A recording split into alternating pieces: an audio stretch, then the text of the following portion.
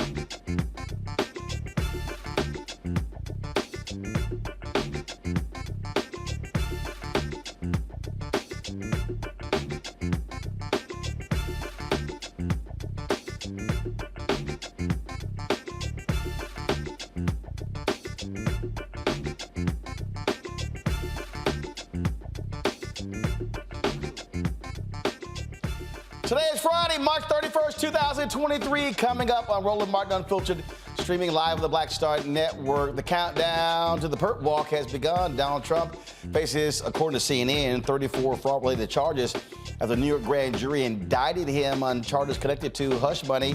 But also, again, the indictment has not been unsealed. We don't even exactly know what the indictments are. We'll break all of these things down and also show you the whining from Republicans.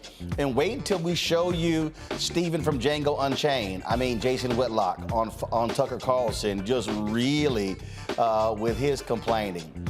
It's also a power grab in Wisconsin, folks. Again, first of all, if Democrats win the state Supreme Court seat in the election on Tuesday, they would have the majority on the courts.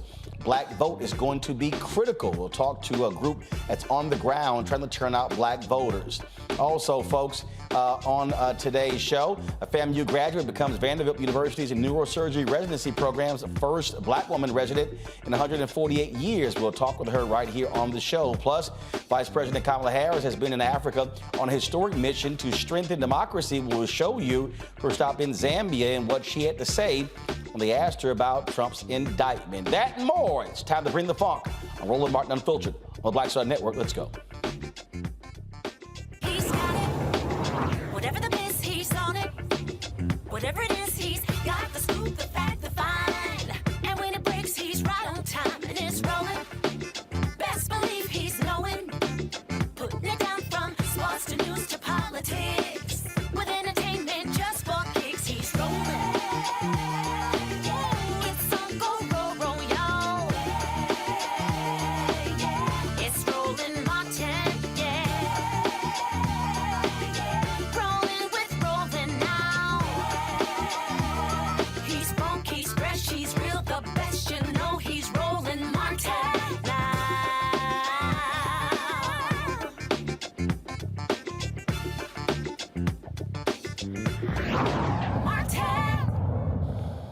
All right, folks, it has been hilarious the last 24 hours watching Republicans in a tizzy over the indictment of Donald Trump yesterday by a New York grand jury. Now, what he has been indicted for, we do not know. There's speculation is tied to Stormy Daniels. CNN is reporting it's 34 different charges. We don't know that as well. Of course, based upon what we've seen reporting, Trump may very well be turned in on Tuesday. Secret Service has to bring him from Florida. There have been coordination between the Secret Service and the office of Manhattan DA Alvin Bragg. And so we don't have any of those details. What we do know is he has been indicted. And so the question is, what does this mean? Joining us right now is William Roberts, the Managing Director for Democracy Policy, the Center for American Progress. My panel, Michael Imhotep, host of the African History Network show, Kelly Bethea, communication strategist, Xavier Pope, host of Suit Up News, owner of the Pope Law Firm. Glad to have everyone here. William, I'm going to start with you. Here's the thing that I find to be incredulous. All of these people are look, conservatives, even some Democrats. Oh my God, the country is, what does this mean for America? The first, former president, ever indicted. Shall we say what has happened in other countries? We can literally run off a litany of former presidents and prime ministers in other countries around the world who have been indicted, who have been charged, who have been convicted, who have gone to prison. So this notion that, oh my goodness, the nation is just shocked and stunned. I'm sorry. I talked to a lot of people today. They were carrying on with their lives. It's not that big of a deal. Exactly. To your point, I mean, this is, if anything, this underscores that there's life left in the justice system, right? That the notion that no one is above the law in America or should be does extend to, former presidents who we know have a litany of wrongdoing in their past. And so you were right that the system is not going to break down. And that has been a lot of the messaging, particularly on the right, and was forecasted, right, before these indictments and some other investigations that Trump is facing, that, if we bring him up on charges, that's going to signal some kind of death knell for American democracy or show that these are political prosecutions. Nothing could be farther from the truth. And same thing. Van Jones made a comment on CNN. Oh, he felt that Fannie Willis in Georgia should indict first. You've got Bill Maher. Oh, my goodness, this is going to strengthen him. This is going to make his people upset and angry, and they're going to be all hot and bothered. Then the Washington Post today had a editorial that, I just thought, to me, was just stupid because, they asserted that, this is not necessarily, the right case. It's not a strong case. I'm sorry. Can you show me where in the justice system we now have rankings on what's, strong, medium, light? And therefore, that determines. And essentially what they're saying is, because he's a former president, it has to be this unbelievably, strong, airtight case. Wasn't Al Capone convicted for tax evasion and not murder? Right. Haven't other individuals who've been involved in heinous crimes, they've actually gone to jail on lesser charges? Right. Yeah, I think you're right that first everybody's got to take a deep breath, right? These are, you mentioned the Fannie Willis investigation down in Fulton County.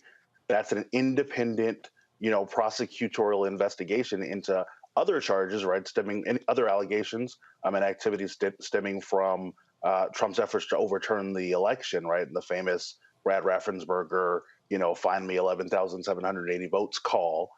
That's a separate investigation, also separate, right, from the special counsel Jack Smith investigation, which is looking at the broad range of January 6th related the crimes related to the January 6th attack, and also investigations of Trump's activities to overturn the election everywhere, right? And so the notion that one case going before the others strengthens or weakens the other, I think is a fraught one, because these are independent investigations. Your point is correct that, you bring charges when cases are ready to be brought, right? And so we know the clock and the timeline that's going on in Georgia.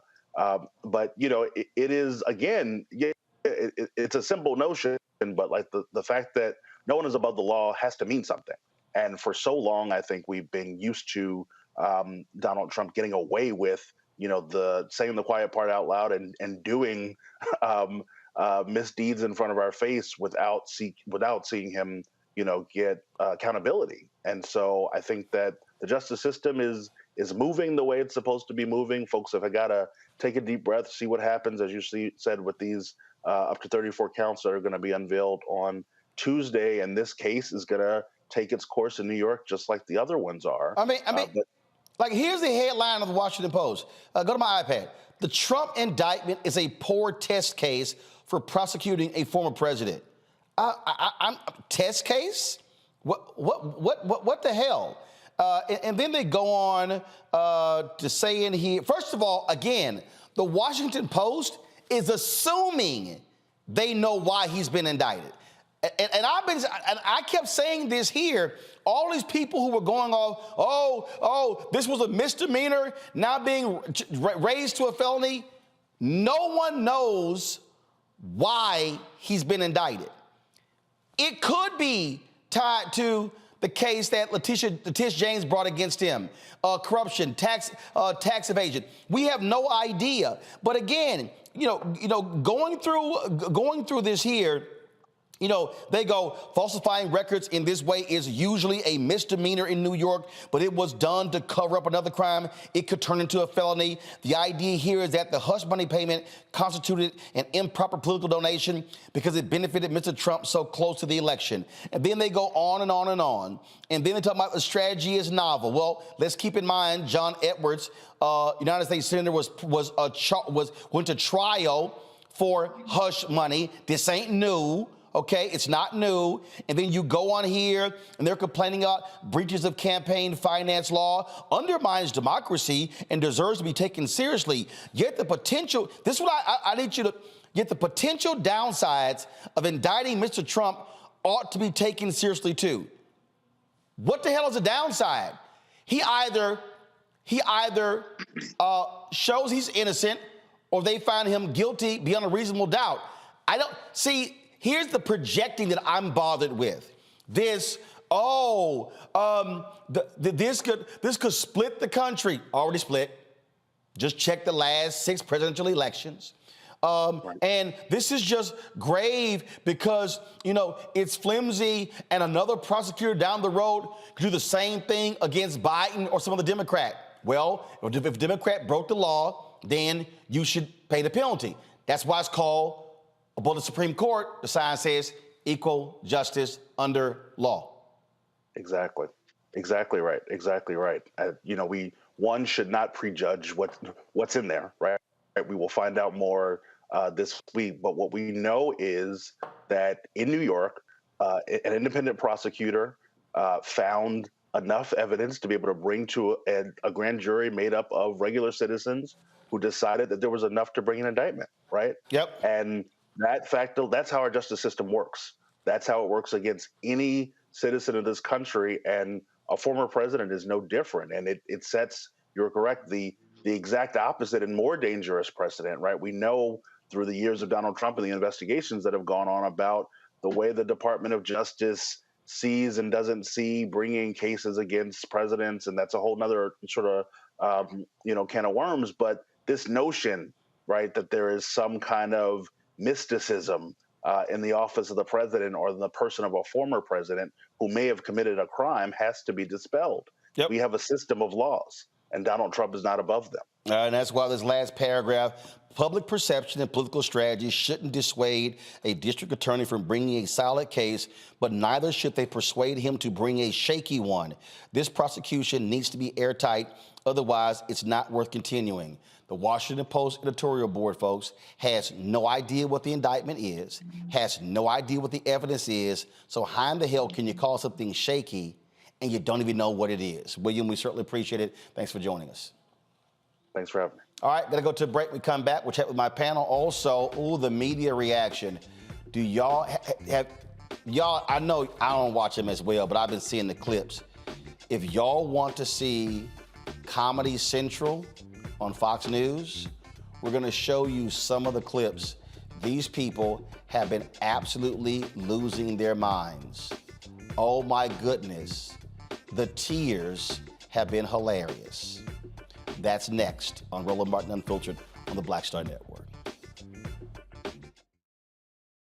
hatred on the streets. A horrific scene, a white nationalist rally that descended into deadly violence.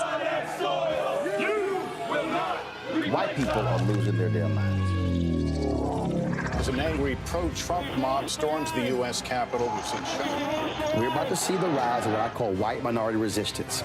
We have seen white folks in this country who simply cannot tolerate black folks voting. I think what we're seeing is the inevitable result of violent denial. This is part of American history. Every time that people of color have made progress, whether real or symbolic, there has been what Carol Anderson at Emory University calls white rage as a backlash. This is the rise of the Proud Boys and the Boogaloo Boys. America, there's going to be more of this. Here's all the Proud Boys, Dave. This country is getting increasingly racist in its behaviors and its attitudes because of the fear of white people. The fear that they're taking our jobs, they're taking our resources, they're taking our women. This is white fear.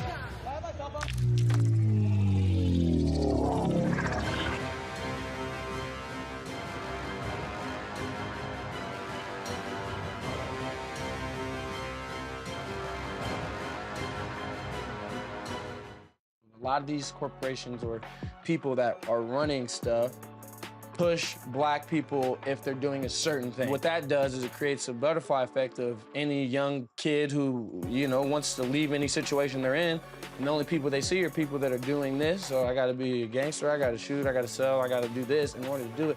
And it just becomes a cycle. But when someone comes around and is making other, oh, we don't, you know, they don't want to push it or put money into it. So that's definitely something I'm trying to fix too, is just show there's other avenues. You don't got to be a rapper, you don't got to be a ball player. You can be a country singer, you can be an opera singer, you can be a damn whatever, you know? Showing the different avenues. And that is possible, and it's hard for people to realize it's possible until someone does it.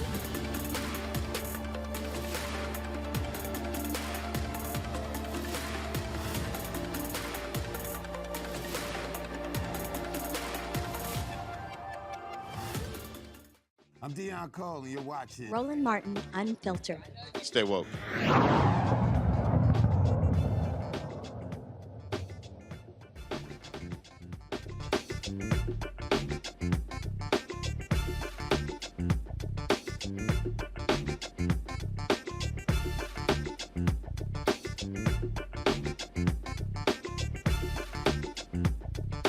Ooh, the tears that have been flowing in the last 24 hours has been absolutely hilarious.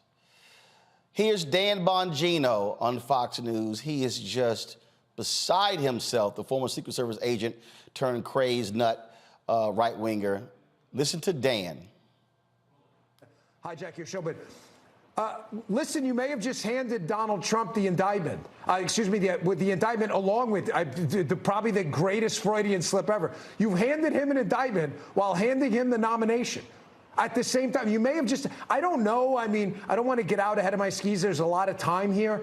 But I can tell you everything he has said to people about they're not coming for you. They're coming for me because I'm in the way. Now you look at this tonight and you're like, yeah, that kind of sounds right to me. You're going to. Oh, Lord. Y'all want to see a good one? How about this here? Poor little Lindsey Graham. Oh, my goodness, from South Carolina. He was just, I don't know whether it was allergies that was causing him to tear up, but go to my iPad for this one, y'all. This one is really funny. Calls a unreliable dirtbag. So what's behind all this? Hatred. They tried to destroy Kavanaugh because they wanted to keep the Supreme Court seat open. They're trying to destroy Donald Trump because they fear him at the ballot box. To the conservatives out there, make sure you vote. If you got friends, make sure they vote. If you don't have any friends, go make some friends. But you need to help this man, Donald J. Trump. They're trying to drain him dry. He spent more money on lawyers than most people spend on campaigns. They're trying to bleed him dry. DonaldJTrump.com. Go tonight. Give the president some money to fight this bullshit. This is going to destroy America. We're going to fight back at the ballot box. We're not going to give in. How does this end, Sean? Trump wins in court, and he wins the election. That's how this ends. Y'all, that was Lindsey Graham. Y'all want to see really stupid? Here is Jason Whitlock. Let me be real clear. Jason Whitlock don't know shit about politics, okay? He used to cover sports. Didn't do that well. Now, all of a sudden, he's a political, social, cultural commentator. He works for the racist Glenn Beck's The Blaze. That's all I need to say about this Steven from Django. And then by the time I get home, I find out Donald Trump has been indicted, and I hear you loud and clear. They are agitating for unrest. That's the only way to interpret this. They are agitating for unrest, and there is a godless element in this country that doesn't care about fairness. They don't care about the will of the people. They care about power and control. As you have spelled out this week, they think they're God, and they don't think they can make up the rules. They can decide what fairness. Come back to me. That boy's so stupid. But I got to find him one, y'all, where he was. So check this one here out. This is Whitlock fighting back tears. Again, this is what we call astute political analysis, courtesy of Tucker Carlson and Fox News. Tucker, I don't say this with pride. I really don't. I'm just being factual. I've never voted. And so I'm not saying that with pride. I'm hardcore MAGA tonight. I will be voting. I am hardcore MAGA. I've never voted. I did, I observed Trump. I'm somewhat supportive of Trump, but they have made me MAGA. And they have made me ready for whatever is next, because what they are building for young people, I can't sit by and just. Oh my Lord, we done made him MAGA. Boy, Alvin Bragg, you are one hell of a vote getter. By indicting Trump, you done made Jason Whitlock go vote. That's the best you can do, Tucker? That's who you could call on a huge story like this here? Dumbass Jason Whitlock? Craig Harrington is the research director for Media Matters for America, joins us right now. Craig, I'm telling you that I wanted to sit here and play. Who sang the song Tears for Fears? That should be the theme song on Fox News, because, boy, they are just beside themselves with this one. I thought this was a Law and Order network.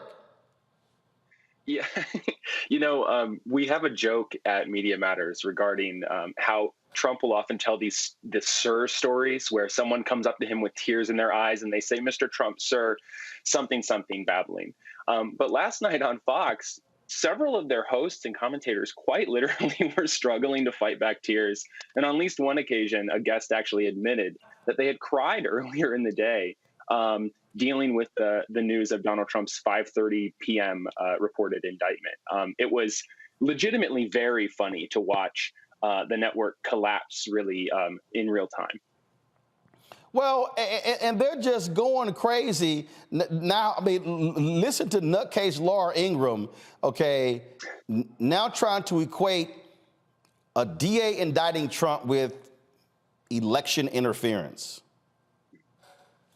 Self-proclaimed defenders of democracy, they've been proven themselves beyond any reasonable doubt to be total frauds.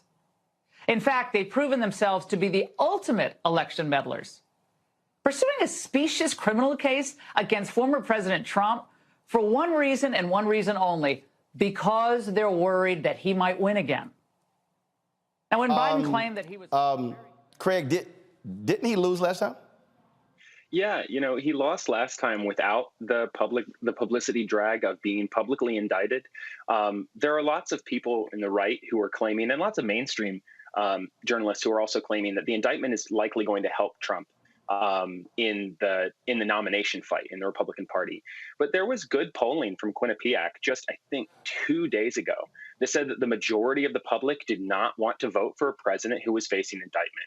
And anyone who watched the Hillary Clinton saga in 2016 knows that just the word indictment being attached to Hillary Clinton, who has never been indicted and never faced any criminal charges for any of the investigations that she spent 40 years fighting off from Republicans, just being associated with an FBI investigation, not even an actual indictment, was enough to turn off a significant chunk of the population and cost her the 2016 election and swing it toward Trump. There's no reasonable person who thinks that this is going to help Trump in the general election. It's plausible it could help him with the Republican base that he was already beginning to coalesce. But the idea that this is somehow election interference is really absurd when you think about it. It would be interference to not indict a criminal who committed crimes in public and admitted to doing them. He's quite literally a co-conspirator in a felony case that one of the co-conspirators has already gone to jail for and paid over $1 million in restitution and fines. If Donald Trump weren't indicted for being the man funding and organizing the conspiracy that sent Michael Cohen to federal prison, if he weren't indicted, that might be tantamount to election interference. But facing consequences for your criminal behavior, that's just what all of us have to deal with. This could be a speeding ticket, or it could be a Class A felony. He should face the same law and jurisprudence that everyone else does. I'm just getting a kick out of the people who yell, "Lock up protesters," and throw the key away. Now all of a sudden want to be soft on the crime. Then again, they did defend the people on January 6th. So this is on brand for Fox News, Greg. Yeah, and this is something Media Matters has been tracking now for several years. Fox News has tried so hard to disassociate itself from the violence of January 6th and to excuse the violent behavior of the individuals who took part in that riot, which became an insurrection. But the fact of the matter is, they now are trying to sort of rebuild some of that and agitate some of that network, the January 6th energy that saw 50,000 people besiege the United States Capitol on January 6, 2021. The right-wing echo chamber, the Fox Newses of the world, the conservative talk radio, the podcasters and the YouTubers, they're now trying to find a way to access that network and bring some of that energy to bear so that they can, say, surround the Manhattan District Courthouse on Tuesday when Trump is brought to Manhattan to be arraigned, fingerprinted, photographed, and we'll all get what will become maybe the most famous mugshot in American history. But the right is having trouble sort of coalescing the energy that it brought to bear on January 6, 2021, because they've spent so long trying to blame other people for what happened on January 6th other than themselves. So many right-wingers are convinced that when their friends are reaching out to them and asking them, will you join me in this pro-Trump protest? So many of them are worried that that person is actually now working for the FBI and is potentially a plant trying to draw them into some sort of entrapment situation. That there's no evidence that that was the motivation for what actually happened on January 6th. But Fox has spent so much time, and the right has spent so much time lying about what those events were, that they've really undermined their own ability to organize their political muscle in the streets, which may be to the rest of our benefit as a society that's trying to exist with this violent sort of element that is present in the Republican Party. But for them, it's a real problem, because after 3 years of misinformation and sitting on the fence and trying to play both sides of the January 6th insurrection, now Fox and the others in the right-wing media echo chamber, they need those people like out in the streets, and they really do want to find a way to defend their hero, Donald Trump. And they're having trouble doing it because of the lies that they've told over the past several years about their previous the way that their previous protest erupted into violence so publicly during the transition period. All right, Craig Harrington, we certainly appreciate it. Thanks a lot. Thank you for your time. This is absolute comedy hour, Kelly. I just sit here. I mean, I'm getting great joy out of watching them lose their minds. I mean, the fact of the matter is they are going to lose their minds regardless, because Trump, for the most part, is their God. This is their deity, and they really do worship him on the right. And it's sad because at the end of the day, not only do we not know what the indictment is for yet, he's not a president anymore. He's a private citizen, and private citizens can go to jail. Private citizens can get arrested. Private citizens have to follow the law, period. This is not a situation in which he is a sitting president where, constitutionally you can't be, I can't remember the exact verbiage, but basically you can't be convicted while you are a sitting president. But he's not a sitting president anymore. He's basically relegated back to celebrity status, which means that you are a private citizen. So they can go after him for whatever, and it is completely fine. It is completely legit. Right. And there's no ifs, ands, or buts about it. Michael, it's just, again, if you want to see hypocrites, just watch all of these people, because every time we turn around, they're yelling law and order. They're like doing right, follow the law, respect district attorneys, respect law enforcement, except when we don't like them. Well, they also say comply. If you had just complied, everything would have been all right. They always say comply. Now, what's going to happen, Roland, and I've seen some of the senators commenting as well. I saw Lindsey Graham on Fox News begging last night for Fox News supporters to donate to the legal fund of a billionaire. Why does a billionaire need other people to pay his legal bill? Because his ad's not a billionaire? Exactly. But this was going to happen, Roland. I'm waiting for one of these Republicans to get hemmed up, and the reporter's going to ask them, wait a second, if everything was the same, but the difference was it was Barack Obama instead of Donald Trump, you mean to tell me if they were indicted for document frauds, over 30 counts of document frauds, if they were indicted on the same thing, you would be here defending that as well? Because that's what's eventually going to happen. If this was reversed, and it was Barack Obama instead of Donald Trump, Republicans would be against. They would be calling for the indictment of President Barack Obama. Remember, they damn near wanted to impeach him for wearing a tan suit during Easter. Yeah. Okay. So, yeah, this is the chickens coming home to roost. I'm here for this. I'm here for this. First of all, Tuesday, if he surrenders on Tuesday, Xavier, these people are about to lose it. But also, I can't wait till they actually unseal the indictment so we can actually see if it's 34 counts. And it's gonna be a lot of folk with egg on their face if this thing is bigger than Stormy Daniels. It will be, but I think that the die is cast in the cult of Donald Trump. Whoever's going to support Donald Trump will continue to support him. They will find ways to cover that up. But what I haven't heard talked about in this whole piece about what's talking about Van Jones, which case should be brought first, this particular prosecution and all the others show a course of conduct.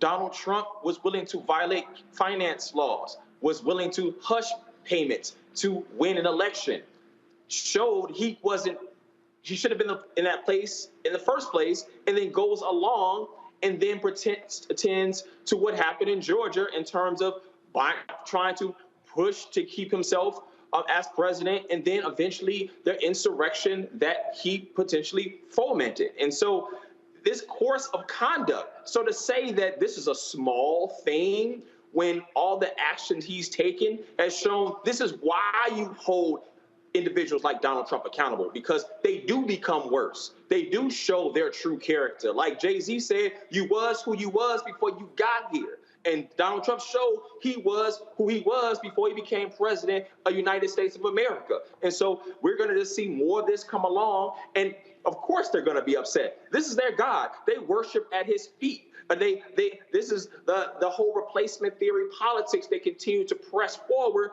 and they need to be able to show so they can be able to continue to pour into the MAGA. But on Tuesday, Roland, are you going to pour out the black yak and have that on deck? Oh, trust me, the black yak will be made available come Tuesday.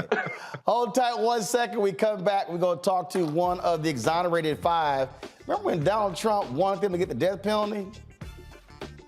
We'll chat with one when we come back. If y'all watching on YouTube, hit that like button, y'all. We should easily be over 1,000 likes. Also, hit the share and like button on our OTT app. Don't forget, support us by downloading the app. Apple phone, Android phone, Apple TV, Android TV, Roku, Amazon Fire TV, Xbox One. You can also, and Samsung Smart TV, support us as well. Join our Bring the Funk fan club. Checking money orders. Go to P.O. Box 57196, Washington, D.C., 20037-0196. Cash App, $RM Unfiltered, PayPal, R Martin Unfiltered, Venmo, RM Unfiltered, Zelle, Roland at RolandSMartin.com, Roland at RolandMartinUnfiltered.com. We'll be right back. When you talk about blackness and what happens in black culture, we're about covering these things that matter to us, speaking to our issues and concerns. This is a genuine people-powered movement. There's a lot of stuff that we're not getting. You get it, and you spread the word. We wish to plead our own cause. Too long have others spoken for us. We cannot tell our own story if we can't pay for it. This is about covering us. Invest in black-owned media. Your dollars matter. We don't have to keep asking them to cover our stuff. So please support us in what we do, folks. We want to hit 2,000 people, $50 this month, raise $100,000. We're behind 100,000, so we want to hit that. Y'all money makes this possible. Checks and money orders go to P.O. Box 57196, Washington, D.C. 20037-0196. The Cash App is $RM Unfiltered. PayPal is R Martin Unfiltered. Venmo is RM Unfiltered. Zelle is Roland@RolandSMartin.com. Coming up on the next Black Table, a conversation with Professor Howard W. French on his new book, Born in Blackness, covering 600 years of global African history and helping us understand how the world we know today is a gift from Black people. There could have been no West without Africa and Africa. That's on the next Black Table with me, Greg Carr, only on the Black Star Network.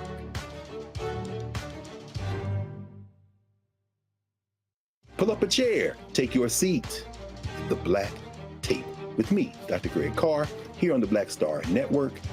Every week, we'll take a deeper dive into the world we're living in. Join the conversation only on the Black Star Network.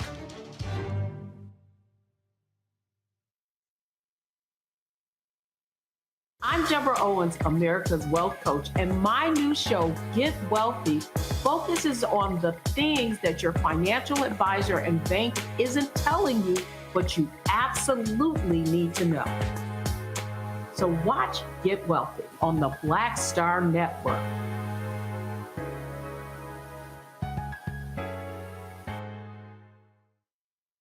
Hey, I'm Donnie Simpson. What's up? I'm Lance Gross, and you're watching Roland Martin Unfiltered.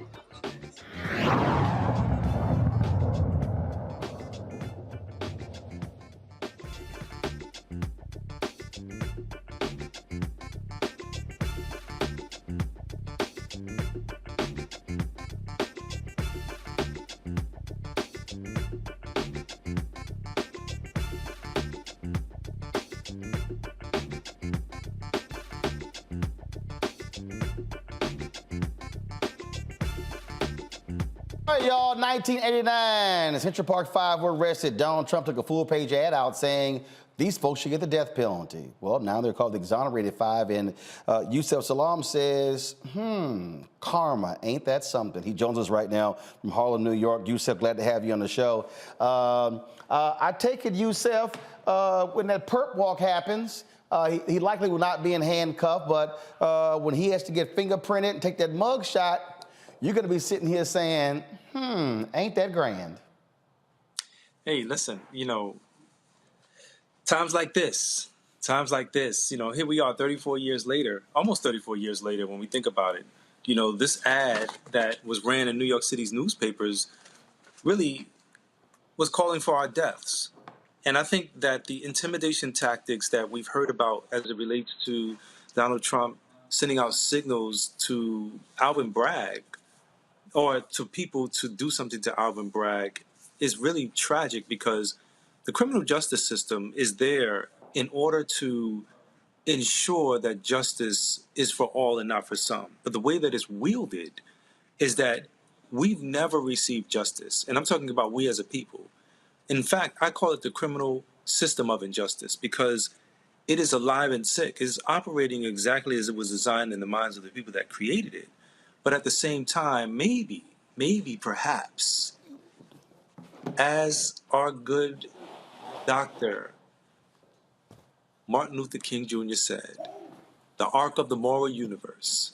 We are here witnessing history, I think, and this is a very, very powerful time. But at the same time, I think if we get the opportunity to witness true justice, perhaps Yusef will start calling it the criminal justice system all over again.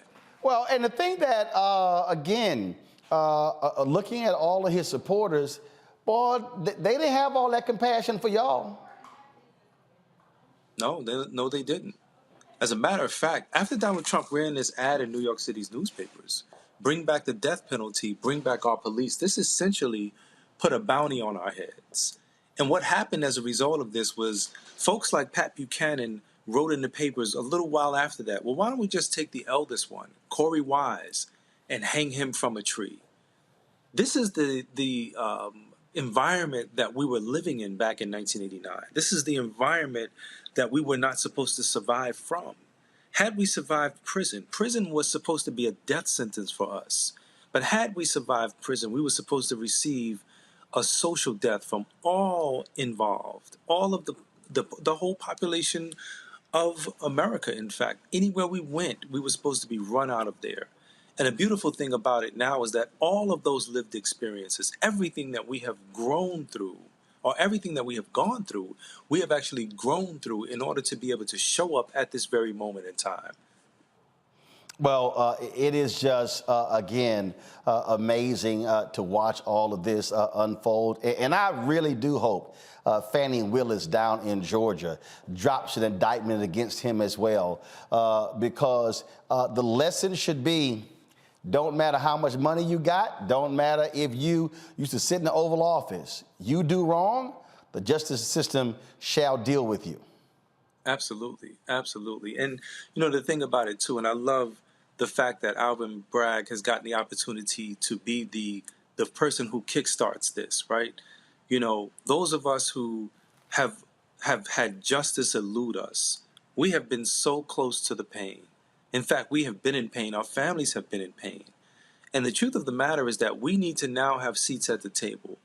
And, you know, it occurred to me as I'm looking at these new opportunities that are opening up, specifically for me, that I need to groom myself to start running in the political process. And so one of the great things that I've done is that I've literally said, you know what, I want to run for city council here in New York City, not because it's politricks or politics as usual, but because we need new righteous actors in all spheres of government, in all spheres of system issues, so that we can restore what should be in terms of what's going on right now. When you ask the average person, what do they think when they hear the words of the Constitution, we the people, they would tell you, I think they're talking about us. But black and brown people were considered 3/5 of a human being when that document was being ratified. Now we get the opportunity to fully participate. And the truth of the matter is that they really want us not to participate. They want us to literally stand by the wayside, to sit in the window of life while everyone else looks in the mirror. And it's our time now. Well, Youssef, look, we will all be waiting and watching to see what happens. And maybe all of these people who are standing with Trump, maybe now they'll become supporters of criminal justice reform. And they'll be against mass incarceration. Maybe that'll happen. No, it's not going to happen. I appreciate it, man. Good seeing you. Man, great seeing you too, brother. All right, y'all, we come back. I got a couple more things to say about Fox News. And they lost a huge decision today in that Dominion lawsuit.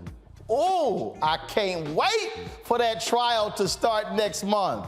I'll tell you what happened today that could cost them billions of dollars. You're watching Roland Martin Unfiltered on the Black Star Network, folks. Don't forget, support us in what we do. Hit the like button if you're on YouTube. Download our Black Star Network app, Apple phone, Android phone, Apple TV, Android TV, Roku, Amazon Fire TV, Xbox One, Samsung Smart TV. You can also join our Bring the Funk fan club. Your dollars make it possible for us to do what we do. Folks, it costs us $190,000 a month to run this show, to run the 5 shows on the Black Star Network. Our OTT app alone is $161,000.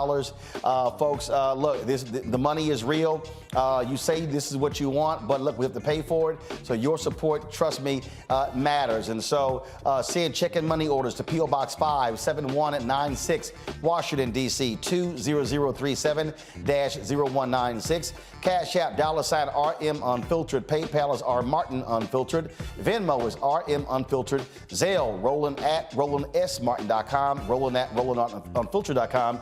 Be sure to get a copy of my book, White Fear, How the Browning of America is Making White Folks Lose Their Minds, available at bookstores everywhere. Also order on Barnes & Noble, Amazon, go to Target. You can also download your copy on Audible. And don't forget, we're now on Amazon News. If you go to Amazon Fire, go to Amazon News. You can pull up our 24-hour streaming channel as well. We'll be right back. Hatred on the streets, a horrific scene, a white nationalist rally that descended into deadly violence. White people are losing their damn minds. As an angry pro-Trump mob storms the U.S. Capitol, we've seen shooting. We're about to see the rise of what I call white minority resistance. We have seen white folks in this country who simply cannot tolerate black folks voting. I think what we're seeing is the inevitable result of violent denial. This is part of American history. Every time that people of color have made progress, whether real or symbolic, there has been what Carol Anderson at Emory University calls white rage as a backlash. This is the rise of the Proud Boys and the Boogaloo Boys. America, there's going to be more of this. Here's all the Proud Boys, Dave. This country is getting increasingly racist in its behaviors and its attitudes because of the fear of white people. The fear that they're taking our jobs, they're taking our resources, they're taking our women. This is white fear.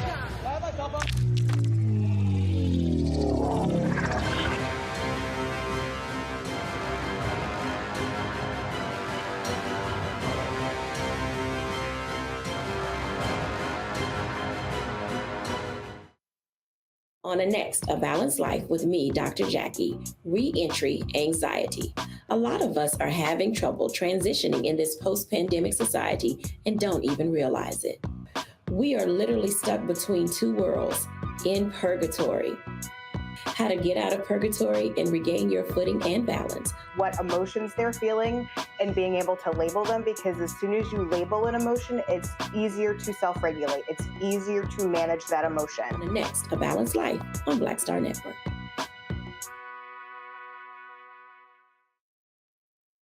Yo, it's your man Deion Cole from Blackish, and you're watching Roland Martin Unfiltered. Stay woke.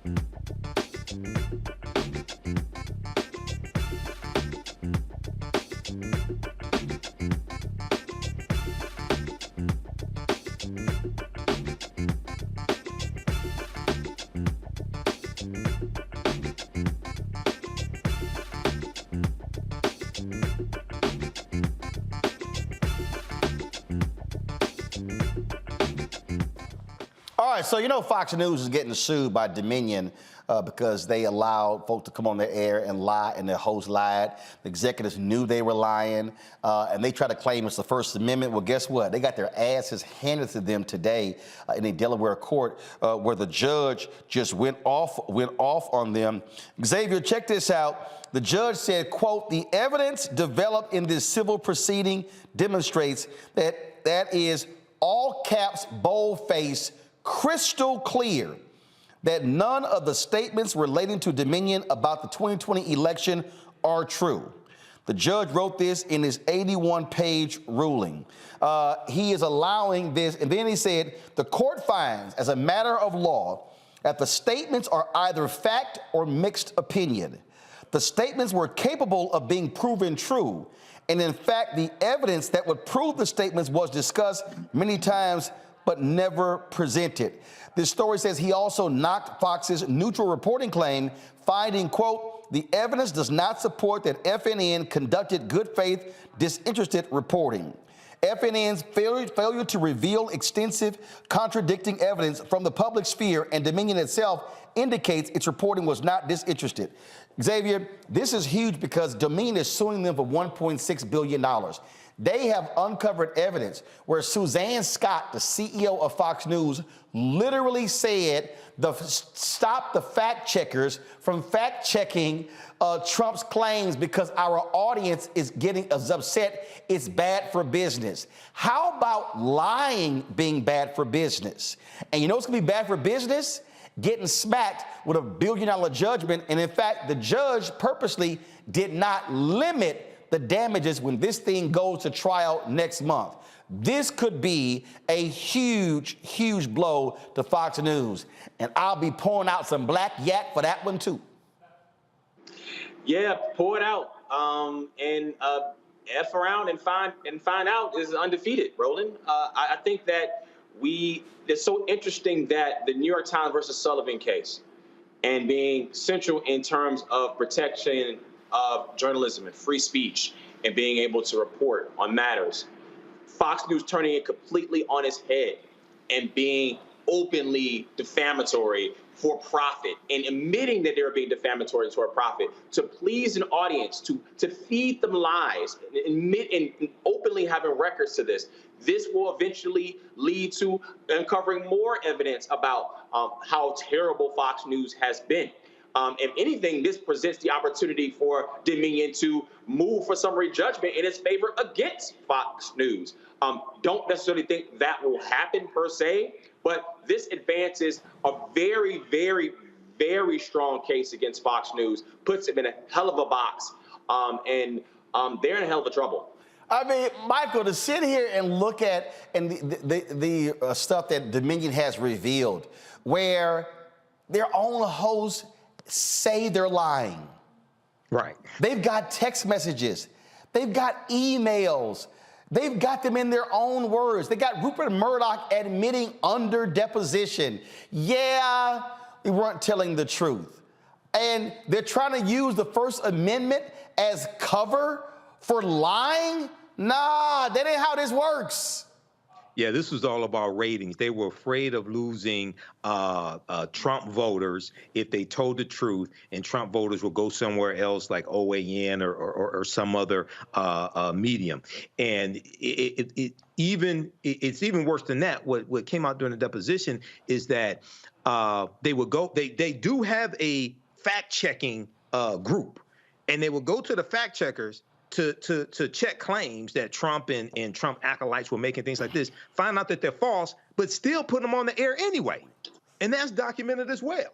Okay, so hopefully this bankrupts Fox News. The other thing is that organizations like Color Change and other organizations, just like they went after Bill O'Reilly's advertisers, they and other organizations need to go after Fox News's advertisers again over this as well. Here's the thing, Kelly, that I'm just getting a kick out of. So you were afraid that your viewers were going to flee and it was going to cost you money. Now this is going to cost you money. A lot of money, $1.6 billion worth of money, which is a lot of money. And here's the thing, the contradictions between what people within Fox are saying, the rationale behind them doing this, and then what the statements are that they're putting out as to why they're doing this. So for example, I'm reading one of the statements that a Fox News person, a spokesperson for Fox News said, and they said, quote, this case is and always has been about First Amendment and the protections of the media's absolute right to cover the news. And the fact of the matter is that what they did was exactly the opposite of what they're saying this case is about. They didn't deliver the news. They delivered propaganda. They delivered lies. They delivered ratings, but they did not deliver the news. And that's what the bottom line is here, because the truth is an absolute defense to a defamation case, and they do not have that on their side. They cannot use the truth as a defense in this case because all they did was lie. Well, that is all what they did, and I'm telling y'all, this is going to be fascinating to watch unfold, and so this would be another great trial that we're going to be checking out. So I swear, between what's going to happen on Tuesday and then Fannie Willis and this here, it is going to absolutely be. They may end up. I might be so drunk. Pouring black yak out for these fools is gonna be crazy. But I'm watching all of it. All right, y'all, we gotta go to break. We come back, more Roland Martin Unfiltered.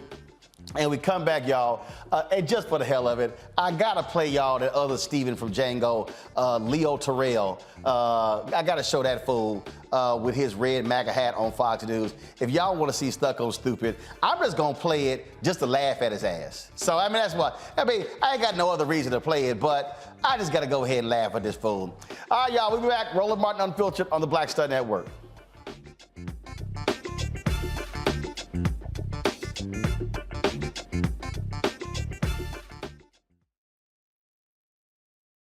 A lot of these corporations or people that are running stuff push black people if they're doing a certain thing. What that does is it creates a butterfly effect of any young kid who, you know, wants to leave any situation they're in, and the only people they see are people that are doing this. So I gotta be a gangster, I gotta shoot, I gotta sell, I gotta do this in order to do it. And it just becomes a cycle. But when someone comes around and is making other, we don't, you know, they don't want to push it or put money into it. So that's definitely something I'm trying to fix too, is just show there's other avenues. You don't got to be a rapper, you don't got to be a ball player. You can be a country singer, you can be an opera singer, you can be a damn whatever, you know? Showing the different avenues, and that is possible, and it's hard for people to realize it's possible until someone does it.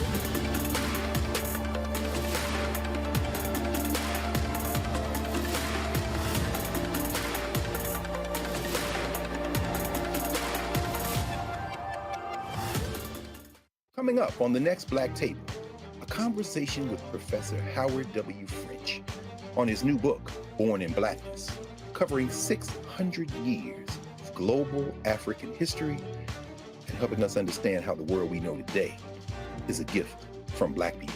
There could have been no West without Africa and Africa. That's on the next Black Table with me, Greg Carr, only on the Black Star Network.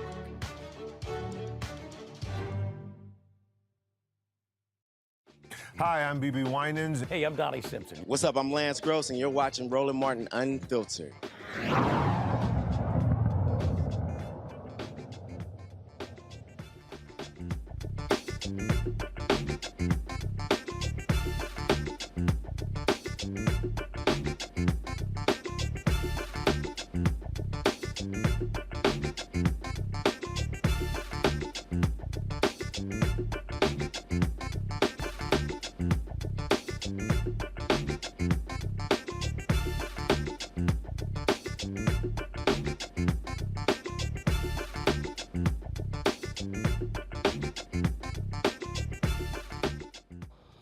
You know what, y'all? I really enjoy seeing unhinged, crazy, stupid people.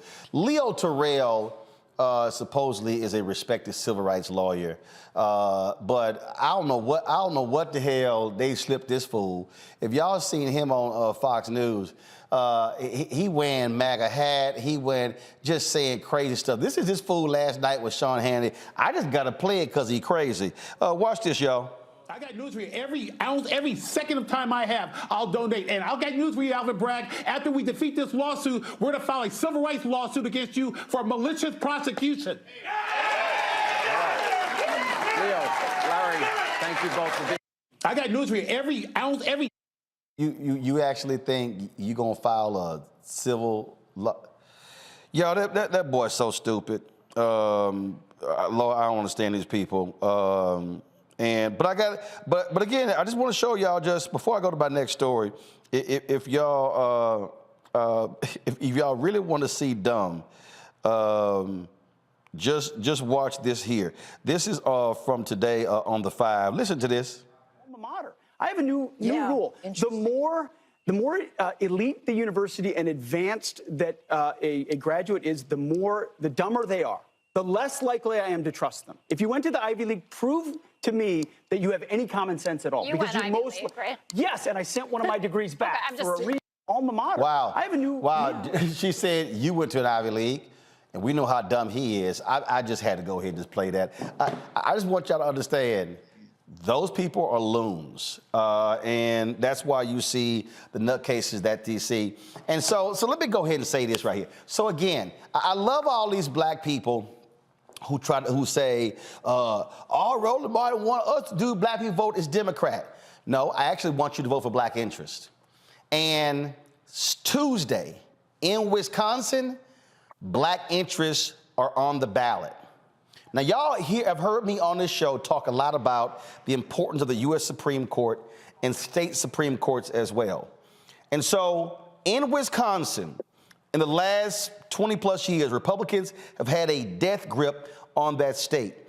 They've controlled the legislature. You have a Democratic governor, and they've stripped him of his powers, a lot of his powers, because Republicans control there. Now, they've dominated the state Supreme Court. The reason the seats there are gerrymandered is because of the state Supreme Court. Well, on Tuesday, you have Janet Protasiewicz, who's running against Daniel Kelly. Now, there are some other groups out there that have said Janet Protasiewicz, she's not progressive enough. Let me explain something to y'all. Daniel Kelly, we had a previous guest. He went to the Christian Broadcast Network University. That dude right there. That dude had no judicial experience before Scott Walker put him on the state Supreme Court. If you're black in Wisconsin, you should be voting for the Democratic candidate, because that now changes the political nature of the Supreme Court. Now, people say, oh, it's nonpartisan. If you run as a Democrat or Republican, it's a political race. That's what it is. And so April 4th, Tuesday, is a huge, huge election there and remember, here's the other key. These are 10-year terms, y'all. Whoever wins Tuesday is there for the next 10 years. If you're there, if you're in Milwaukee, that was a 50,000 vote drop-off for the 2018 midterms, 2022 midterms. Black Milwaukee, y'all should be turning out for Janet to keep the Republicans from controlling the state Supreme Court. Joining me now is the Executive Director of Souls to the Polls, Wisconsin, Reverend Greg Lewis. And again, Reverend, this is not about, oh man, you want Democrats. I want somebody who is likely going to rule in the interest of black people and is not going to be the MAGA Republican Kelly. That's for sure. I mean, this opportunity probably won't come for another 100 years. You know, the court now is 3-3, and depending on this election, it'll stay the same, or the balance of power will be switched greatly. We have to make sure that people just know there's an election. We've been so downtrodden, and suppression has been so good here in Wisconsin that people just don't even believe their votes count. But I tell them all the time, man, we don't have to march anymore. We don't have to riot. All we got to do is vote. That's a gut punch. And now we're on the march in cities all over the state, trying to make sure we let people know there's a vote and make sure they know what's at stake. Gerrymandering, drop boxes, election protection, all these things are on the slate. And here's the other piece. Y'all do the math. This is 2023. It's a 10-year term. That means when there's the next U.S. Census and when the next legislative maps, the state maps and the federal congressional maps are going to be redrawn, the state Supreme Court is going to be the final arbiters of those maps. You would want a 4-3 Democratic majority and not for a Republican Supreme Court to rubber stamp those maps that have historically diluted black voting power. And that's for sure. That's what the gerrymandering is. It's the maps. You know, they have drawn these maps so Democrats won't be able to win for the next 100 years if those maps stay the same. This is an opportunity to put someone in place who will do some fair mapping. And that's important. That's extremely important, because not only that, all these suppression laws that the Senate and the House in Wisconsin, all of them that came up, they all got vetoed by a Democratic governor. But if that court is in place and they're already trying to put in place a legislature that will have superpower, that means they'll have enough votes. So even if the governor would veto, they could override the veto. And if they have the court to back it up, that will be curtains for us. People need to understand, yeah, your vote counts. If your vote didn't count, why are so many important people trying to keep you from voting? 61 suppression rules, laws, legalized all over the country if there's not a Democratic governor in place to stop them. This is crazy, it's insane, it's unfair, and they don't care. And this scorched earth politics, it's got to stop, where they'll burn up anything. They'll just destroy everything just to stay in power. They're not even looking out for their own folks. These people are voting against their own self-interest. Come on, people, wake up. Greg, didn't this Republican Supreme Court also outlaw ballot drop boxes? Yeah, drop boxes. And not only that, Mr. Martin, they outlawed the drop boxes, but not only that, they passed laws that it was illegal for you to help the elderly, for you to help those with disabilities get their absentee ballots to the poll. And one of the persons who was supposed to take care of elections from the Wisconsin Election Commission was in the paper saying that didn't we do a good job suppressing the black and brown vote? Yep. Come on, man. It's right in your face. Man, come on. This ain't checkers. This is chess. And now it's not even chess. It's checkers for them. They don't even care if you know they're trying to suppress you. They're doing it right in your face. Stop taking this mess. Now, we got to stop letting people do things to us, and we got to start making sure that they do things for us. And that vote is the only way we're going to really correct some of the damage that's been done in this state to black, brown, and poor people. So, Greg, this April 4th. When is the last day of early voting in Wisconsin?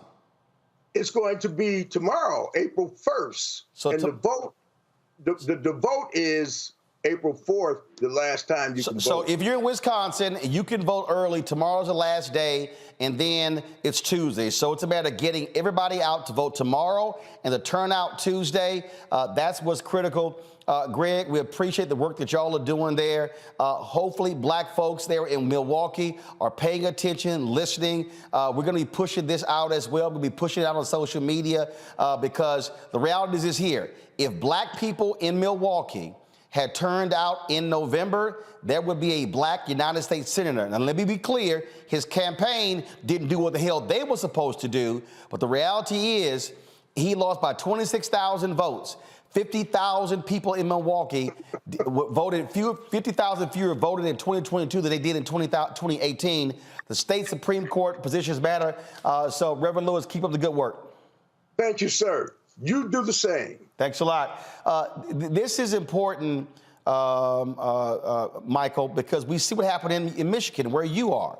When the Michigan Supreme Court, when the composition changed, when all of those lawsuits came down, the Supreme Court was the final arbiter saying, nope, the abortion issue can be on the ballot. Nope, you got to move forward with the redistricting committee. All of those issues, state Supreme Courts are hugely important. And unlike the U.S. Supreme Court, states are elected. Yes. So this is a piece, Roland, that a lot of people don't seem to understand. And they'll just focus on maybe governor or mayor or something like this. Well, when you have issues dealing with law, whether it's business cases, whether it's dealing with cases dealing with what can be on the ballot, things like this, that goes to your state Supreme Court. Okay, so that's why it's important to not just vote for governor, not just vote for mayor, not just for maybe for those popular positions, but to understand the judicial branch of the government, because they rule on legislation from the legislative branch of the government, your state House of Representatives, your state Senate, but also on executive orders as well. It's so many things that they rule on that impact our lives. So state Supreme Court is extremely important. This is why Republicans fight so hard, right, to get their people into those positions. See, Kelly, again, I see all these people. I just did interviews with the Breakfast Club, Ebro in the morning, Vlad TV, and these fools. All Roland Martin want us to do is vote Democrat. This real simple. Dan, the non-judicial experience MAGA Republican, is running. Janet, the Democrat judicial experience person, is running. One of those two are gonna win. Mm-hmm. This ain't hard, Kelly. You got Janet, the Democrat, Dan, the Republican. Dan supports voter suppression. Janet don't. Dan will vote to get rid of ballot drop boxes. Janet won't. I'm trying to understand why this shit's so hard. Because they see titles and not policy. I mean, that's really the crux of it all. The fact of the matter is, if Republicans had Black interests at heart and not talking about the Black people who have white people's interests at heart, but truly Black Americans in this country, what our interests are, freedom to vote properly, a criminal justice system that doesn't see color, a plethora of things that we need in this country for equity, and not just equality, but true equity in this country. If Republicans were about that and not just these dog whistles of wokeness, then yeah, we would be voting on that side of things. If this were a truly freer country in which we would have more than two parties to choose from, I'm sure that we would go with the party that have our interests at heart. But at the moment, right now, Democrats, or progressives rather, have, for the most part, Black people's interests at heart in this country. So that is, logic follows, that's who you should be voting for, the people who would be helping you out in the long run, not just for the sake of saying, oh, I'm a Democrat or I'm a Republican. I am Black first. I'm a Black woman first. Who has my interests at heart? Right now, it's the left wing. If the right wing gets their act together and has some things on the table that have my interests more than the left wing, then I'm a shift over. But right now, that's not the case. Right now, they are against my interests. They are against my personhood. They are against my Blackness. So I'm not going to vote for them. So that is the fact of it all. Xavier, it is real simple. Not one time have I said Democrats are perfect, that, oh, they're just so amazing and grand. I'm just not dumb. I'm looking at this thing and saying, this person, that person. Let me look at who is Dan Kelly going to side with. Dan Kelly is going to side with all MAGA bills that come out of the legislature. Is MAGA interested in Black people? Hell no. So I got two choices. That's all I got. I got Dan, Janet, Janet, Dan. Ain't no mystical third candidate in the ether floating around who I can vote for. So I don't care who you are. All you simple Simon asses who sit here and y'all post your dumb ass comments, okay, who know nothing, and y'all go, oh, they cut from the same cloth. Well, guess what? Your ass want a clean cloth or a dirty cloth? Because I know somebody don't want to give you a cloth. This is not that hard. And then I had some fool, Xavier. This probably was the best one. This dumbass literally posted publicly, I ain't voting till they get rid of the Electoral College.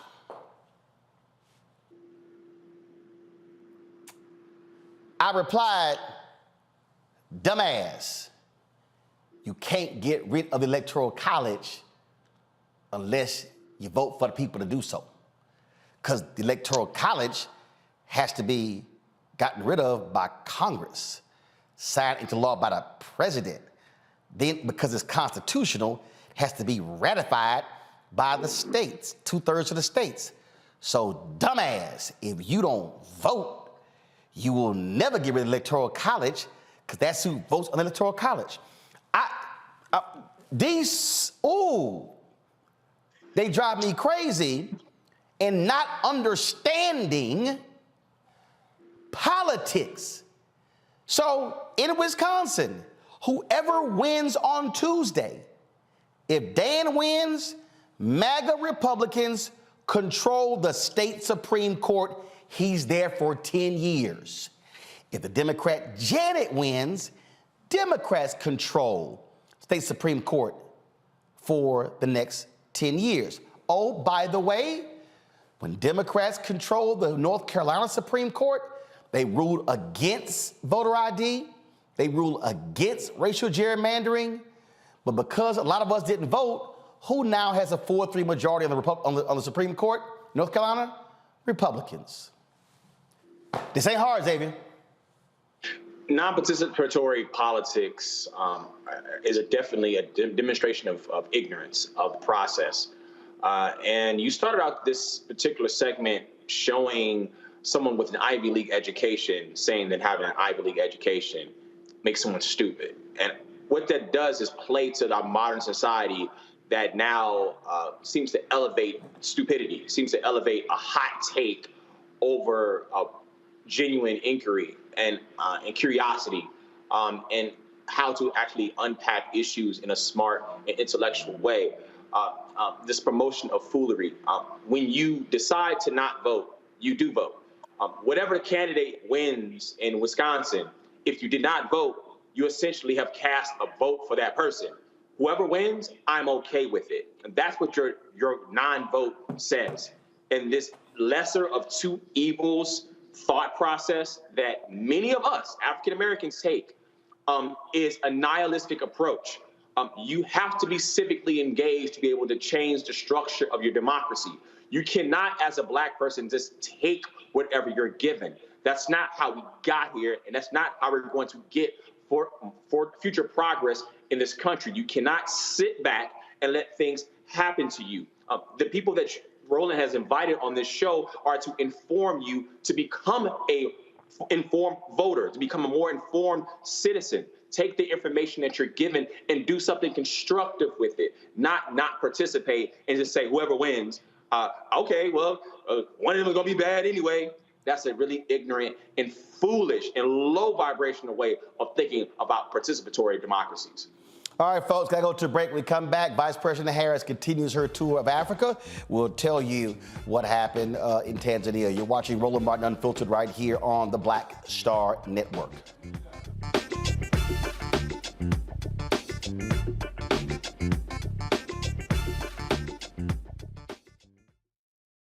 When you talk about blackness and what happens in Black culture, we're about covering these things that matter to us, speaking to our issues and concerns. This is a genuine people-powered movement. There's a lot of stuff that we're not getting. You get it, and you spread the word. We wish to plead our own cause.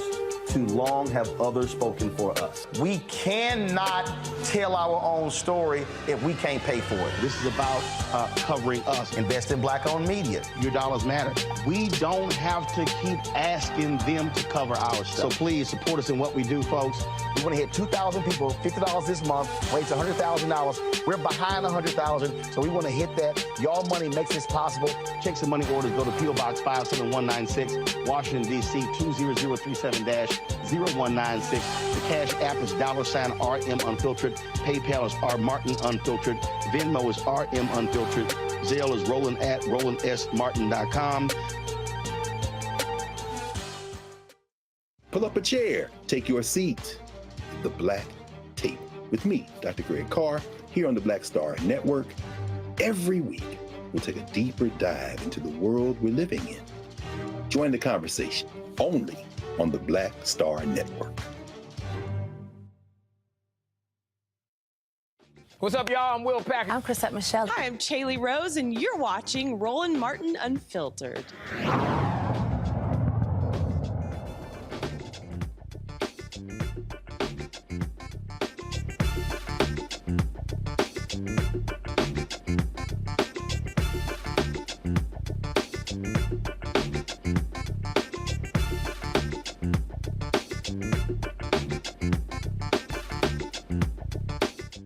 as Vice President Kamala Harris is wrapping up her week-long tour to Africa, the diplomatic mission, folks. So she was in Tanzania and went to Zambia. Zambia is the last stop of her continental tour, making Harris the second top U.S. official to see Zambia in a few months following a visit from Treasury Secretary Janet Yellen in January. Now, Harris, who visited Zambia as a child, her grandfather lived there, received a warm welcome from local girls she inspired to achieve greatness. She reiterated calls for speedy finalization of Zambia's debt restructuring, accusing China, the primary creditor to many African nations, of dragging its feet after Lusaka sought help with its debt through a G20 mechanism. Harris and Zambian President Hakainde Hichilema held a joint press conference to discuss the U.S. efforts to deepen its engagement with the continent to counter the growing influence of China and Russia. What is the United States doing specifically to push China on restructuring the debt with Zambia? And what is the United States' responsibility here, given that some of the debt is held by companies like BlackRock in the United States? First point, I'll reiterate the point I made earlier. We are continuing to reiterate our call for all bilateral official creditors to provide meaningful debt reduction to Zambia. And that includes the calls that we were making in the context of the IMF, that be done. But let me be clear, our presence here is not about China. It's about an independent understanding of the intertwined histories of our nations and our mutual commitment to democratic principles, and a recognition and understanding of what it means to engage in smart investments in the potential for the future of the entire globe. I will reiterate, when we look at the talent, the innovation, the ingenuity that is taking place in countries like Zambia, when we look at the partnerships that we've already embarked on, many of which are public-private partnerships, private investment spurred or brought together by what we can do as the United States government, we're seeing incredible return on the investment, both in terms of the investment in human capacity as well as the investment of resources. So the work we are doing here is the work that we believe and is designed to benefit the people. Yes. What is the United States doing? All right, y'all. So VP Harris, former Attorney General of California and former DA in San Francisco, was also asked about Donald Trump's indictment. Madam Vice President, you've spoken about democracy and the rule of law at every stop in Africa. Given that, what is your comment on former President Donald Trump's indictment, and are you worried that his calls for protest could lead to a recurrence of the violence similar to that of January 6th?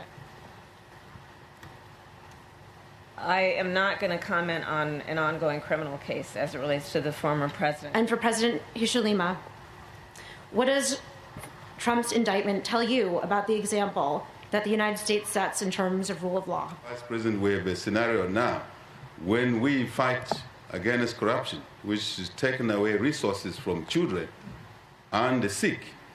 Sometimes names are thrown into it and perceptions are created that are totally inappropriate, because transgressions against the law, if you take what belongs to the public, you have offended the law, and the name does not matter. That is my answer. Thank you. Vice President also visited the home where her grandfather lived there. Let's roll the video.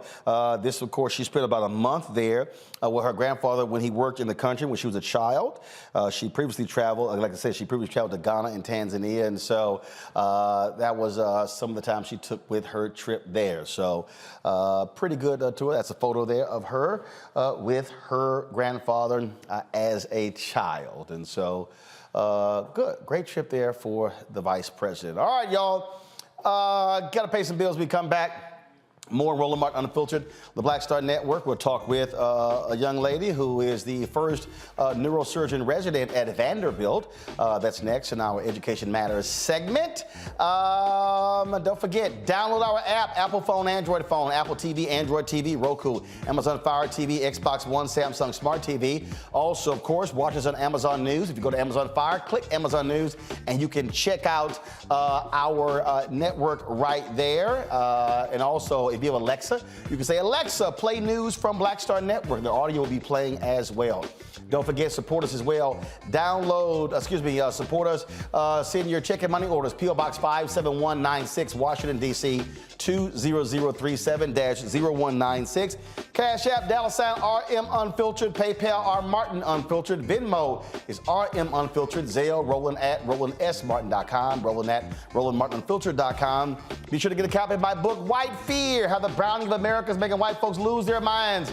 Ben Bella Books, Bookshop, Amazon, Chapters, Barnes & Noble, Books A Million, IndieBound, Target. You can download your copy as well on Audible. And of course, if you're watching there, Henry, give me this camera right here. If you're watching, y'all see that little QR code in the bottom corner right there? So if you look right there, actually, go back. Pull up the graphic, please. That little QR code, bottom left-hand corner. Point your phone to that QR code. It'll take you right there to purchase the book. We make it easier for you. Be right back.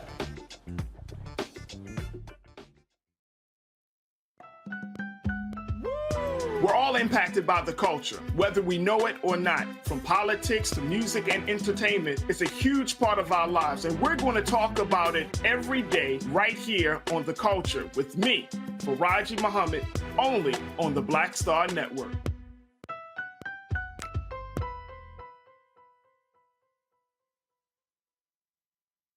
Hi, I'm Dr. Jackie Hood Martin, and I have a question for you. Ever feel as if your life is teetering and the weight and pressure of the world is consistently on your shoulders? Well, let me tell you, living a balanced life isn't easy. Join me each Tuesday on Black Star Network for A Balanced Life with Dr. Jackie. We'll laugh together, cry together, pull ourselves together, and cheer each other on. So join me for new shows each Tuesday on Black Star Network, A Balanced Life with Dr. Jackie.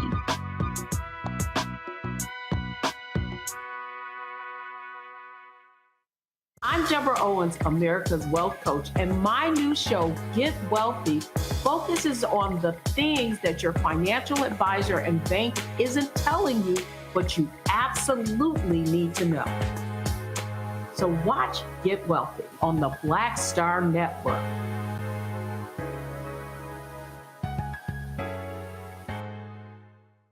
Hey, I'm Deion Cole from Blackest. What's up? I'm Lance Gross, and you're watching Roland Martin Unfiltered.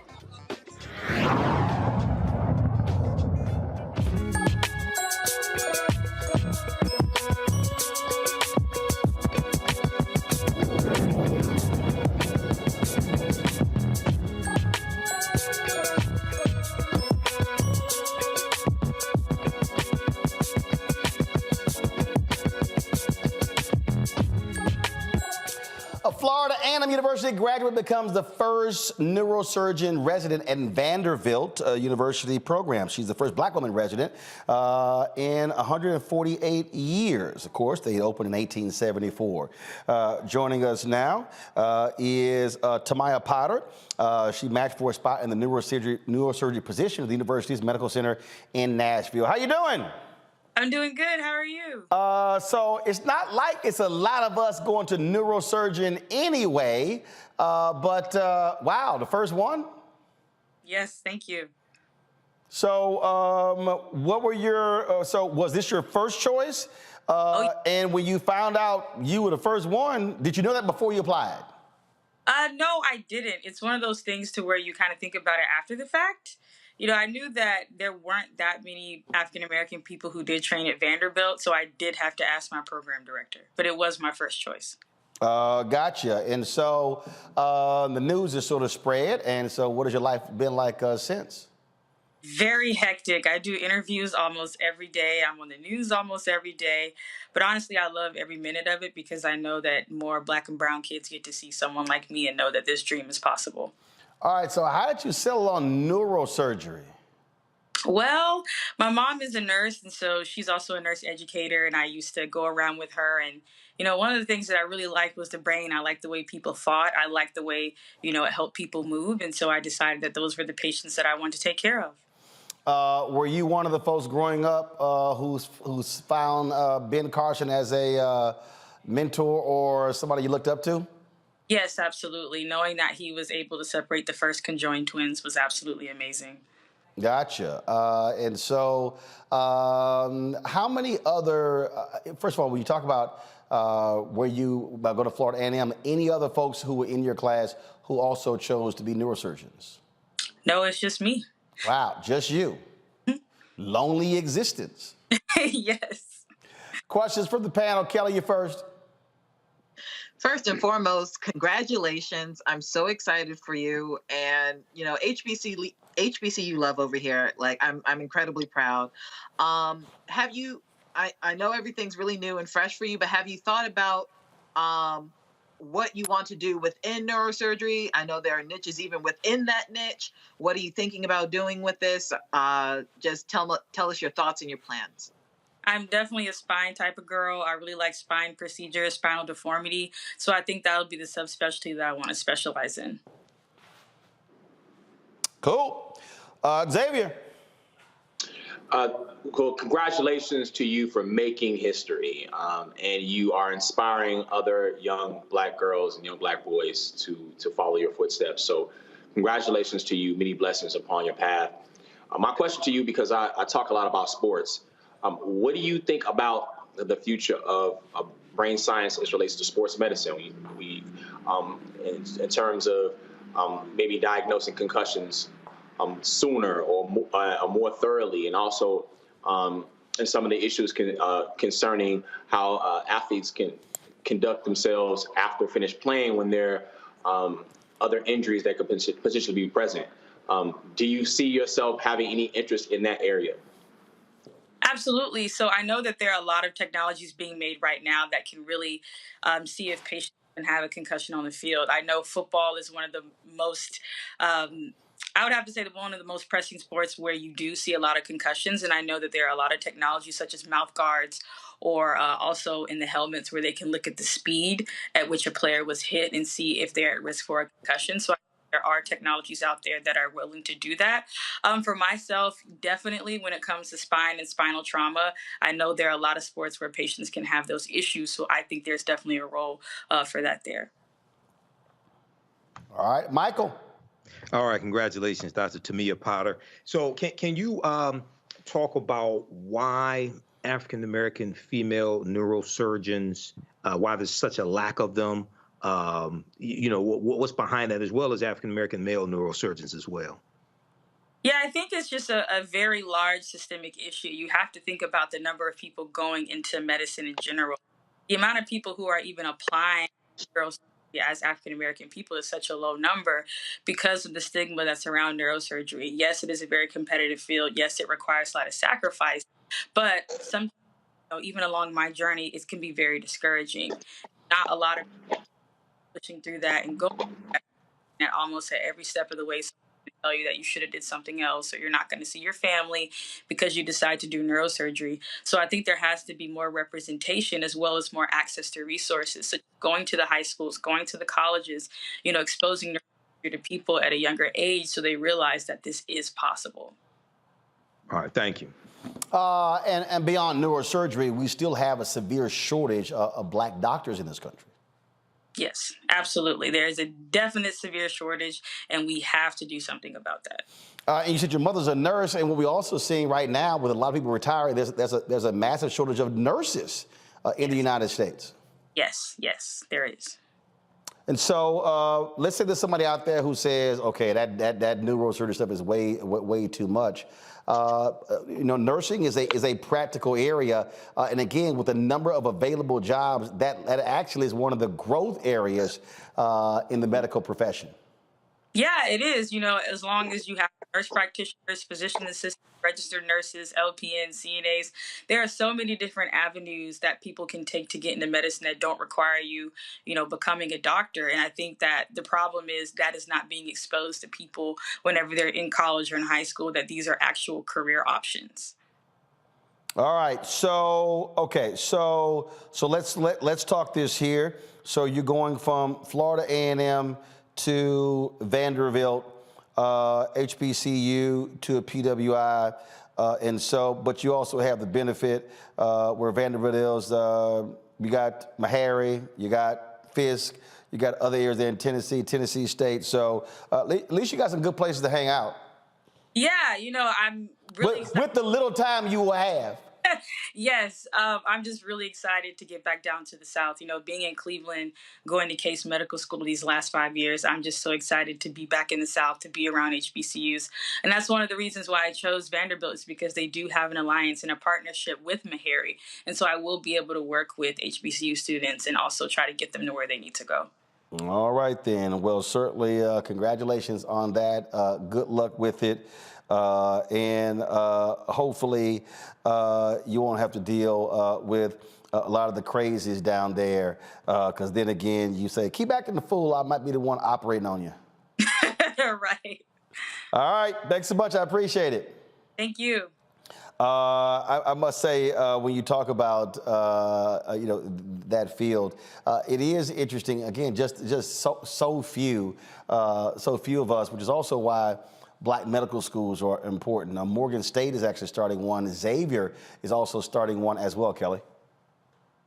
I mean, it's incredible. I think that we need more Black doctors, especially now that we are learning how to be more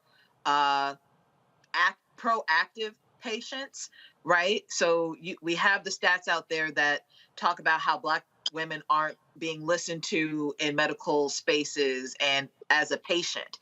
And when you have a Black doctor of any kind, the likelihood of you surviving whatever you went to the hospital for increases. So you having more Black people in the field is advantageous to everyone involved. And the fact that more HBCUs are coming to the forefront to produce said Black doctors, I just think it's incredible. Xavier? You've spent your show, Roland, talking about the law, leading off with the Black attorney, DA, Alvin Bragg, and with this young medical resident. Both fields are the two least diverse fields in the professions. Both have less than 5% of Black lawyers, less than 5% Black doctors, both sitting around 2.5% of Black women doctors. So it's important to have her on your show. So we need more Black people in the law so that people like Donald Trump can be held accountable. And we need more Black surgeons in the field to make sure more Black people survive. It's really that simple. Michael? Yeah, it's extremely important, Roland, and one of the things that has to be combated is racial bias when it comes to the views that doctors have. You still have medical students, you still have doctors who believe that African Americans can tolerate more pain than white people. This is a bias that goes back to slavery. You still have, when we deal with more African-American women dying during childbirth or as a result of childbirth. There's almost 4 times as much as white women, and ignoring the needs of African-American women when they tell you something is wrong. So you still have this bias that takes place within medicine. So we need more culturally competent African-American doctors to combat this and give us better outcomes. All right, you're absolutely correct. All right, I got to go to a break. We come back. A white social media influencer, his punk ass about to go to jail for sitting here lying to Black folks on social media about voting. Wait till I tell you about the latest Department of Justice guilty verdict. Yeah, it's a pretty good one. That and some other news when we come back. Don't forget, download the app, Apple phone, Android phone, Apple TV, Android TV, Roku, Amazon Fire TV, Xbox One, Samsung Smart TV. Be sure to give to our show. Our goal is to get 20,000 of our fans contributing on average $50 each. That's $4.19 a month, 13 cents a day. P.O. Box 57196, Washington, D.C. 20037. That's 0196. Cash App is $RM Unfiltered. PayPal are Martin Unfiltered. Venmo is RM Unfiltered. Zelle is Roland at RolandSMartin.com. Roland at RolandMartinUnfiltered.com. Also get my copy of my book, White Fear, How the Browning of America is Making White Folks Lose Their Minds. Download your copy on Audible. Order on Amazon, Barnes & Noble, from Target. And don't forget, you can watch us on Amazon News via Amazon Fire TV. Go to Amazon Fire, click Amazon News. You can watch our 24-hour streaming channel right there. We'll be right back. Hatred on the streets, a horrific scene, a white nationalist rally that descended into deadly violence. You will not white people are losing their damn minds. As an angry pro-Trump mob storms the U.S. Capitol, we've seen shooting. We're about to see the rise of what I call white minority resistance.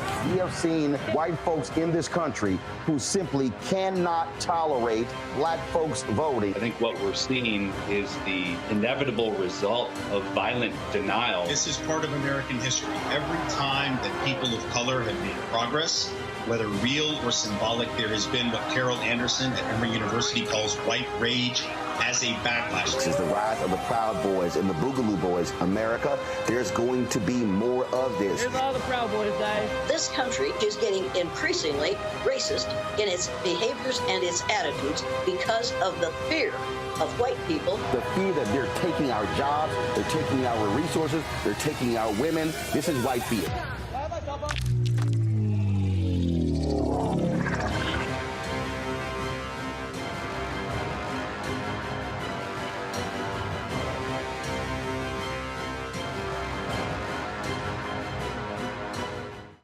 Pull up a chair, take your seat.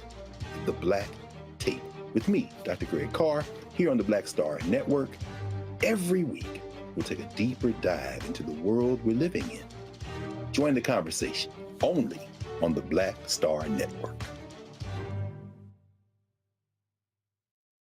Hi, I'm Kim Burrell. Hi, I'm Carl Payne. Hey, everybody, this is Sherry Shepherd. You're watching Roland Martin Unfiltered.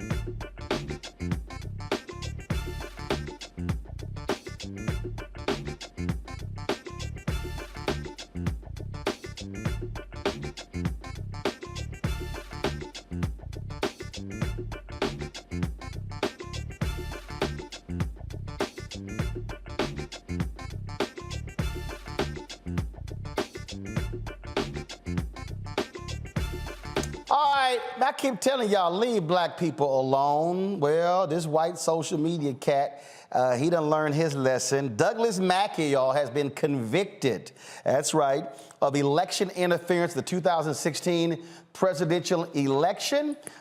This is a press release from the Department of Justice, or the U.S. Attorney's Office, Eastern District. Douglas Mackey, also known as Ricky Vaughn, was convicted today by a federal jury in Brooklyn for conspiracy against rights stemming from his scheme to deprive individuals of the constitutional right to vote. It was a one-week trial there. He faces a maximum of 10 years in prison. The quote here, Mackey has been found guilty by a jury of his peers of attempting to deprive individuals from exercising their sacred right to vote for the candidate of their choice in the 2016 presidential election. According to the Department of Justice, in 2016, Mackey established an audience on Twitter, approximately 58,000 folks, and what he did was he was actually pushing out information, encouraging supporters of Hillary Clinton to vote via text message on social media, when, of course, that didn't exist. He also was sending out tweets suggesting the importance of limiting black turnout as well. He ran ads such as defendant tweeted an image depicting an African-American woman standing in front of an African-Americans for Hillary sign. The ad stated, "Avoid the line, vote from home." I had a text number as well. He also pushed out a phone number where people can vote as well. Well, his ass, Michael, is now going to prison. And good, and there's going to be some brothers waiting on his ass when he gets to prison too. See, these people mess around and find out. You're going to get a record. You're going to go to prison. You're going to be caught. And this is in the tradition of the Department of Justice that was founded in 1870 during Reconstruction, largely to enforce the new rights of African Americans, especially voting rights, and go after those suppressing the vote, like the Ku Klux Klan. Because the next year, the Ku Klux Klan Act was passed, and that's still on the books, and that's being used in civil lawsuits against Donald Trump and his cronies as well for interfering with the January 6th certification of the Electoral College votes. So these people, once again, this is chickens coming home to roost. This is when you follow a cult leader, a death cult leader like Donald Trump. You messed around and found out. Brothers are waiting on your ass in prison. Well, and I ain't got no sympathy for Lil Ricky, Kelly. I don't think anybody should. What he did was stupid, it was dumb, and it was really quite politically violent to deprive people who want to do the right thing and exercise their right to vote by putting out false information. And in this age where information is coming at you from all different directions by way of all the media out there, and it's unfortunately hard to decipher what's real and what's not. And you had people who fell victim to that. And I have no sympathy for those who took advantage of those people. We have a right to vote. We want to exercise our right to vote. And these people who fell victim to this man were trying to do the right thing and were sadly misinformed. So he needs to pay the price for that. Xavier, I guess Ricky, since he spent so much time on social media, he missed this video. We're going to talk about how we can find out and how much we can find out and what it takes to get there. So first we have to decide how much do we want to find out. So let's say in this case, I want to find out at a level of 7. You should set up a 4-box with him and the 3 level panelists. On my graph, and I come horizontally to my gradient line. Where it intersects with my gradient line, I'm going to come straight down to where it intersects with my fuck around line. Now there's going to tell me how much I have to fuck around to find out what I need to find out. See, as you can see, the more you fuck around, the more you're going to find out. And also, if you stay down here and you never fuck around, you'll never find out. So I hope this lesson is helpful. Thank you. All right, today we're going to talk about... Xavier? Thousands of average Americans should have learned this lesson. Donald Trump is now finding out that lesson now. But many of the cult have been willing to lie, go to jail, scam, scheme, ruin their lives for this man. Donald Trump is not going to come visit you in jail, dog. You go really find out in a little while what it's like to be in jail. And so many people treat this man as their savior. But when it's time to be saved, his ass ain't nowhere to be found. And he might be found out exactly where you are too, young man. Well, I'm just saying, you go ahead and act a fool. These are the things that are going to happen. So that's it. All right, y'all. Tomorrow here in the DMV, Bowie State University, they're going to be honoring the great Dionne Warwick tomorrow. They're unveiling, they're naming the theater after Dionne Warwick. It's taking place at 11 a.m. tomorrow. The Fine and Performing Arts Center on the campus of Bowie State. She will be in attendance as well. We'll be live streaming that unveiling on the Black Star Network. That's it. Xavier, Michael, as well as Kelly, thanks a lot. Kelly, yeah, we know you smiling because you went to Bowie State. Yeah, we know. All right, so we appreciate that. Thanks for being on the panel. I'll see y'all guys on Monday. Y'all be sure to have a great weekend. Don't forget to support us in what we do. Download our app. Give to the Bring the Funk Fund. Go to RolandMartinUnfiltered.com or BlackStarNetwork.com. All the information is there. Y'all can check it out as always on Friday. We always show the people people who have contributed to our show all of our donors. If you want to become one of those donors, first of all, if you want to become one of those donors, you can give. Send a check and money order, P.O. Box 57196, Washington, D.C. 20037-0196. Cash App, $RM Unfiltered. PayPal is R Martin Unfiltered. Venmo is RM Unfiltered. Zelle, Roland at RolandSMartin.com. Roland at RolandMartinUnfiltered.com. If you do not see your name on the list, simply send us an email and we will check to see if you actually gave. And then we will, of course, add your name to the list as well. Don't forget also download the Black Star Network app. Why are we starting that so early? Download the Black Star Network app, y'all. Of course, Apple phone, Android phone, Apple TV, Android TV, Roku, Amazon Fire TV, Xbox One, Samsung Smart TV. Folks, I'll see y'all on Monday. Holla!